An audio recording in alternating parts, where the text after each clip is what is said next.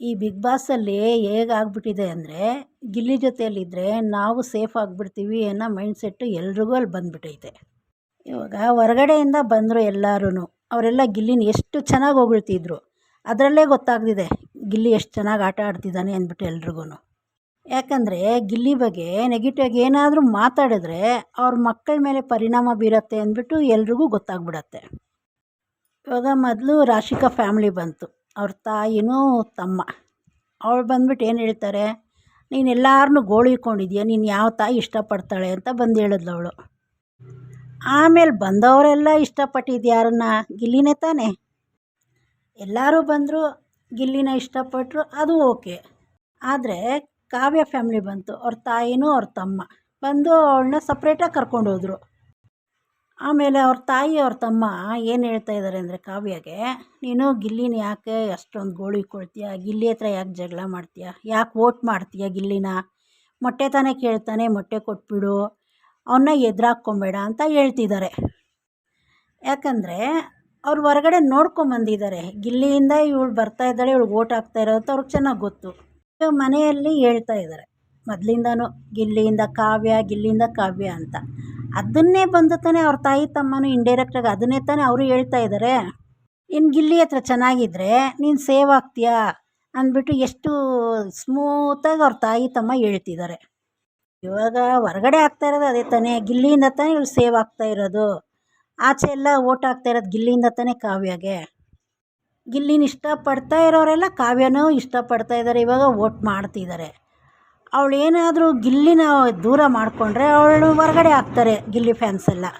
ಅದನ್ನು ಅವ್ರ ತಾಯಿಯವ್ರು ಬಂದು ಬುದ್ಧಿಯಿಂದ ಎಷ್ಟು ಇದರಿಂದ ಒಳ್ಳೆತನದಿಂದ ಒಳ್ಳೆ ಮಾತಿಂದ ಹೇಳ್ತಿದ್ದಾರೆ, ಗಿಲ್ಲಿನ ನೀನು ದೂರ ಮಾಡ್ಕೊಬೇಡ, ಗಿಲ್ಲಿ ಜೊತೆ ಚೆನ್ನಾಗಿರು ಅಂತ ಹೇಳ್ಬಿಟ್ಟು.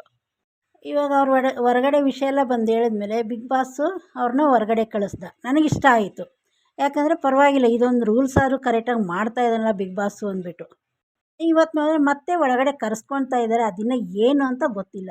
ಹೊರಗಡೆ ಕಳಿಸಿದಾದ್ಮೇಲೆ ಮತ್ತೆ ಏನಕ್ಕೆ ಒಳಗಡೆ ಕರೆಸ್ಬೇಕು?